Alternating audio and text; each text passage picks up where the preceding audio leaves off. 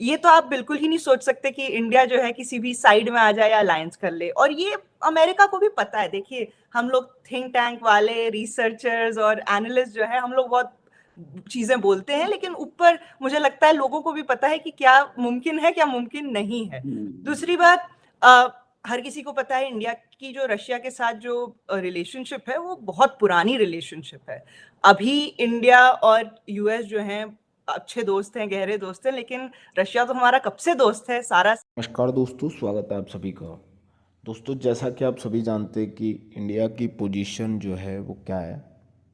दोस्तों, यहाँ पे आप सुनेंगे जिन हमारी बहन को, वो ये कह रही हैं कि देखिए, इंडिया का सबको पता है कि इंडिया क्या चाहता है। इंडिया के सिंपल सा गोल हैं, कुछ इंडिया के कुछ एम्स हैं जिनको इंडिया को अचीव करना है। दोस्तों की ज़रूरत हर किसी को पड़ती है, हर किसी एम के लिए, हर किसी जरूर। आप समझिए कि इंडिया जो है वो उसने एक गोल सेट किया हुआ है कि हमें यहाँ पहुँचना है, तो हम उसी डायरेक्शन में हैं। वहीं आप दूसरी तरफ देखेंगे कि पाकिस्तान में हिंदू बच्चों के साथ कितना अत्याचार हो रहा है, क्या हो रहा है, इस पूरी कहानी को भी मैं आपको दिखाऊंगा। चलिए शुरू करते। रिसेंटली हमने देखा है कि इंडिया और यूएस के जो ताल्लुकात है उसमें बहुत अच्छी इंप्रूवमेंट हुई है, बड़े डेवलपमेंट्स हुई हैं।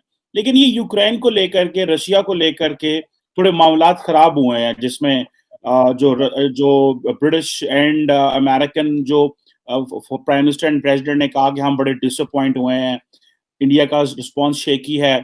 आप क्या समझती हैं, इंडिया और अमेरिका के किस तरह के ताल्लुकात हैं? While sitting in Washington, what kind of depth have you understood and what kind of the depth have you seen in terms of the business relations between Washington and New Delhi? हाँ, Ukraine जैसी चीजें जब आती हैं तो हमें वो ये दिखाती हैं कि अ, देखिए, यूएस को भी समझना पड़ेगा कि इंडिया जो है वो अलायंस पार्टनर तो है नहीं, और ना ही इंडिया कभी अलायंस पार्टनर बनेगा। इंडिया का जो वो नॉन अलाइनमेंट वाला पहले था, वही एक इवॉल्व फॉर्म में अभी, जिसे हम मल्टीलैटरल प्रैग्मेटिज्म कहते हैं, उस तरीके से चल रहा है। तो ये तो आप बिल्कुल ही नहीं सोच सकते कि इंडिया जो है किसी भी साइड में आ जाए या अलायंस कर ले। और ये अमेरिका को भी पता है। देखिए, हम लोग थिंक टैंक वाले रिसर्चर्स और एनालिस्ट जो है, हम लोग बहुत चीजें बोलते हैं, लेकिन ऊपर मुझे लगता है लोगों को भी पता है कि क्या मुमकिन है, क्या मुमकिन नहीं है। दूसरी बात, हर किसी को पता है इंडिया की जो रशिया के साथ जो रिलेशनशिप है वो बहुत पुरानी रिलेशनशिप है। अभी इंडिया और यूएस जो हैं अच्छे दोस्त हैं, गहरे दोस्त हैं, लेकिन रशिया तो हमारा कब से दोस्त है। सारा साइंस, टेक्नोलॉजी, डिफेंस, मेडिसिन, सबकी नींव जो है एक तरीके से हमने रशिया के साथ ही इंडिया में रखी है। तो वो भी कुछ मामला गड़बड़ हो जाते हैं, लेकिन हाँ देखिए, इंडिया ने भी अपने तरीके से कोडेड लैंग्वेज में तो कहा है कि भैया जो इन्वेजन है वो तो गलत है। बाकी इससे ज्यादा स्टैंड इंडिया लेकर भी क्या ही कर देता। यूएन में भी वीटो तो करना ही था रशिया को। तो वो बिला वजह तो बोलने में कोई फायदा नहीं। रहे हैं, और ये खास करके रशिया के मामलात में और यूक्रेन के मामलात में हुआ भी है। वो थोड़ा सा जारी बात है कि इम्पोर्टेंट है कि क्या इंडिया जो है वो अमेरिका का पार्टनर सिर्फ टेक्नोलॉजी ट्रांसफर में भी है, या कल को मौका मिला तो अमेरिका के साथ भी खड़ा होगा? आई थिंक, देखिए, मीडिया में तो बहुत कुछ कहा जाता है, लेकिन आई थिंक स्ट्रेटेजिक थिंकर्स में तो क्वेश्चन मार्क नहीं है। इसमें तो इंडिया बहुत क्लियर है कि देखिए, किसी और की लड़ाई में हम क्यों फटे में टांग रहे हैं, राइट। इफ में या हिंदी में उर्दू में बात कर रहे हैं तो मैंने ऐसी लैंग्वेज का कर दिया प्रयोग। लेकिन आप देखें, इंडिया में ऑन अ सीरियस नोट, हम लोग जो हैं अभी, हमारी अपनी गोल्स हैं, राइट। एक जगह पहुंचना है ना, हमें अपनी हमारी अपनी गोल्स हैं, एम्स हैं। एंड और डिफेंस ट्रेड तो, डिफेंस टेक्नोलॉजी ट्रांसफर तो हम कितना भी कह लें वो उतना ही करते हैं जितना उनका उनका मन होता है। और और जहां तक सिक्योरिटी की बात है, देखिए, इंडिया को बिल्कुल जरूरत है इंडो पैसिफिक की। आपको अकेले आप कुछ नहीं कर सकते, आपको दोस्तों की तो जरूरत पड़ती ही है कि नहीं। अब आप चाइना का ही देख लिए, स्टैंड ऑफ में जब हुआ था ये स्टैंड ऑफ का जब पीक था, तब इंडिया को तुरंत चाहिए थे कोल्ड गेयर इक्विपमेंट, ड्रोन्स और ये सब। तो यूएस ने एक बहुत अच्छे दोस्त के खातिर बिना कोई सवाल पूछे ये बोले कि भैया नहीं हम दे रहे हैं तो ये करना वो करना, उनने बस भेज दिया। तो ये भी एक दोस्ती की बात होती है ना। लेकिन अब ये सोचना क्योंकि हमने ये किया आप हमारे लिए जो है जंग में साथ आ जाएंगे, तो ये तो दिस इज तो नॉट रीजनेबल। पूजा कुमारी, मतलब मैंने उसकी तस्वीर देखी और जब ये पता चला तो इतनी खूबसूरत, हसीन और जमील, प्यारी, और लड़की सिर्फ वो ऐसी नज़र आने वाली नहीं थी। वो कहते हैं कि वो मैंने उसकी जो कहानी पढ़ी है, बहुत बहुत जगहों पे उसकी कहानी पब्लिश हुई है। हम सब में देख रही थी, हम सब में भी ये एक वकास हैं जिन्होंने उसके मुतालिक लिखा है, जिसमें कहते हैं कि वो इतनी सुघड़ थी, यानी क्योंकि उसकी जो थी वो 6 बहनें थी, भाई कोई नहीं था, क्योंकि उसके जो वालिद साहब थे वो अकेले कमाते थे। तो पूजा जब थोड़ी सी बड़ी हुई तो उसने कहा कि उसने देखा सारी अपनी सिचुएशन घर की, तो उसने अपने बाप से कहा कि मैं आपका साथ दूंगी। और फिर उसने क्या किया कि सीना परोना सीख लिया, और वो सिलाई करती थी, लोगों के कपड़े सीती थी, इतने खूबसूरत, इतने ज़बरदस्त बनाती थी। और वो इसमें उसके अंदर इतना वो आर्टिस्टिक थी कि उसकी शौक़ ये था कि वो अपनी बुटीक बनाए, कपड़ों की बुटीक बनाए, और उसके बाद उसको जो है फेसबुक पर उसको जो पहचाना जाए, वो फेसबुक पर मशहूर हो जाए। उसके ये ख्यालात थे। देखिए वो कहाँ रहती थी, सक्खर के एक नभाई उसमें, और वहाँ पर भी उसके ये ख्यालात थे कि उसका वो इतना ज़्यादा वो चाहती थी कि वो ये काम के ज़रिए, अपने काम के ज़रिए मशहूर हो, और एक दिन वो फेसबुक पर बहुत मशहूर होगी।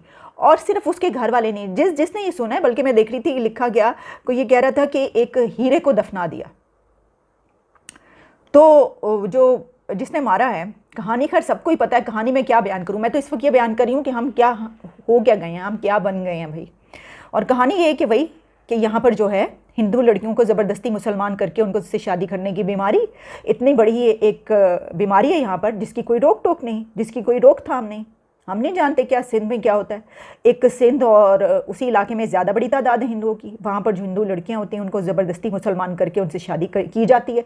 सैकड़ों ऐसे वाक़यात हैं वहाँ पर। जो लोग ऐसा करते हैं उनके नाम भी सबको मालूम है, मिट्ठू मियाँ से लेकर कौन कौन, और वो सब ऐसा करते हैं। और उनमें से अक्सर लोग सियासत में हैं, उनमें से अक्सर लोग इतने ज़्यादा अथॉरिटेटिव हैं वहाँ पर, उनकी जो है एक अथॉरिटी है वो, यानी कि जो वहाँ पे वडेरे ज़मींदार इस तरह बड़े बड़े होते हैं। आप पंजाब की नवाही इलाकों में चले जाएँ, वहाँ पर भी आपको ऐसी नज़र आएगा, जो ज़मींदार होते हैं उनके सामने जो मज़ारे कमीन उनके साथ इससे भी ज़्यादा, बहुत ज़्यादा बुरा सलूक हो रहा होता है। ये सब कुछ है अभी तक है, यानी इस दौर में भी हम ये कुछ देख रहे हैं और झेल रहे हैं।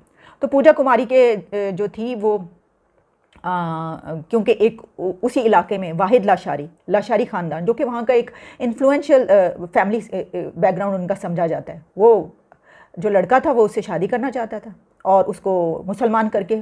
सबसे पहले तो मुझे तो लगता है कि वाहिद लाशारी शादी तो करना ही चाहता होगा, या उसको वो जो भी वो उसको पसंद करता होगा, लेकिन उसके साथ साथ उसके ज़हन में शायद ये भी होगा कि मैं इसको मुसलमान करूँगा तो मुझे बहुत ज़्यादा सवाब होगा।